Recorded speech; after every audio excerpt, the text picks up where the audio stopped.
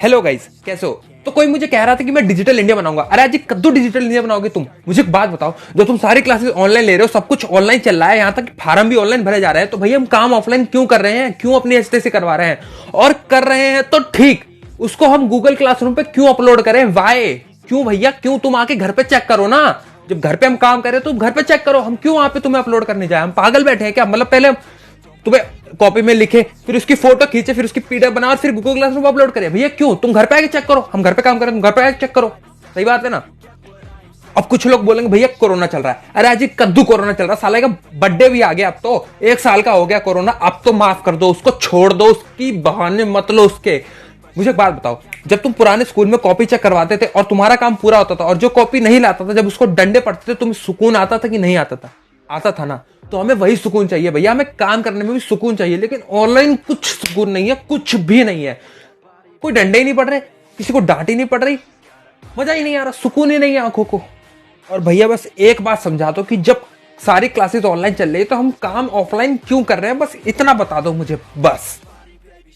अभी इस online system से मैं वैसे तो बहुत परेशान हूं, लेकिन मैं एक पॉइंट पे खुश था कि कम से कम चीटिंग करके मैं एग्जाम में कुछ तो करूंगा, नंबर तो आएंगे, फेल तो नहीं होऊंगा हर बार की तरह। लेकिन सीबीएसई से वो खुशी भी देखी नहीं गई।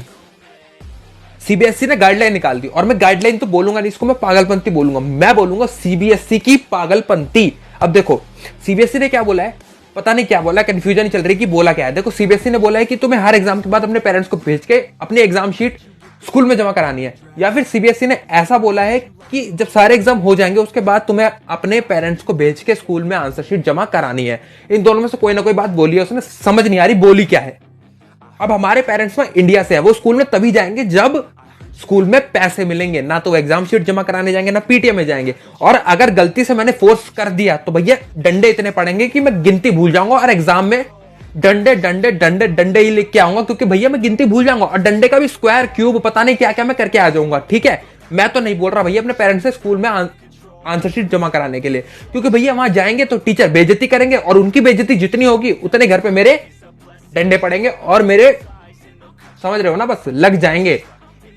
और मुझे तो ये समझ नहीं आ रहा कि भैया मैं ऑनलाइन क्लास में क्या लिखने वाला हूं, सॉरी ऑनलाइन एग्जाम में क्या लिखने वाला हूं। वैसे कुछ भी बोलो, घंटा कुछ फर्क नहीं पड़ता, क्या लिखूंगा मेरे को कुछ नहीं पता। टीचर्स के मेरे को घंटा याद नहीं है ऑनलाइन क्लास में उन्होंने मुझे क्या पढ़ाया है। देखो एक दो डायलॉग याद है, बच्चों आवाज आ रही है? नहीं सर आपकी आवाज नहीं आ रही।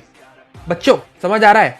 यस सर बिल्कुल सब कुछ समझ में आ रहा है। घंटा कुछ समझ नहीं आ रहा था। बच्चों गेटिंग और नॉट, गेटिंग और नॉट, पूरी क्लास में तो ये लोग यही बोलते रहते हैं। और अगर गलती से मैं एग्जाम में लिखा है कि गेटिंग और नॉट, समझ आ रहा है कि नहीं आ रहा, आवाज आ रही है कि नहीं आ रही, घंटा माइनस में नंबर काट लेंगे साला, मेरे 10th से नंबर काट लेंगे ये लोग, मतलब पिछली क्लास से भी नंबर मेरे काट लेंगे। समझ रहे हो?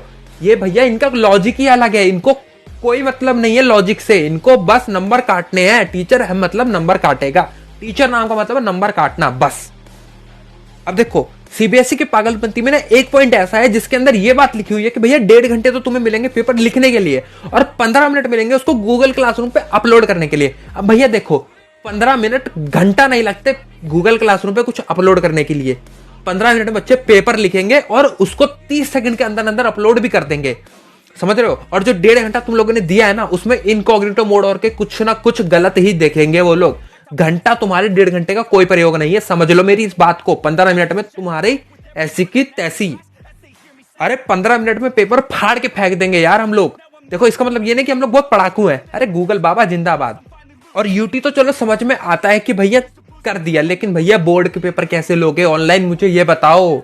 80 नंबर का पेपर होता है, कैसे लोगे? कैसे बंदे 80 में से 80 आएंगे, पूरी दिल्ली टॉप कर जाएगी यार, समझो।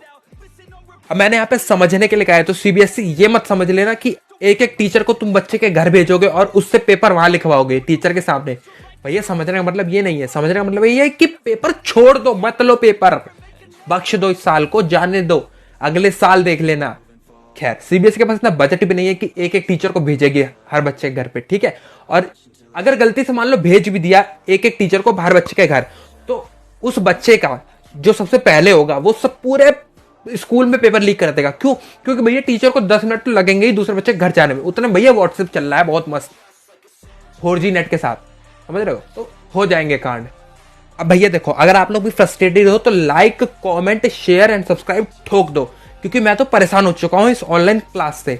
और सीबीएसई को भी फॉरवर्ड कर दो यार, तुम भेज दो उसको, जो होगा देख लेंगे, ठीक है। और सुनो, मैं जा रहा हूं पढ़ने, हाँ पढ़ने, सही सुना है, पढ़ूंगा घंटा नहीं, गलत सीन देखने जा रहा हूं, समझ रहे हो, कॉग्निटो मोड पे। तो बाय बाय।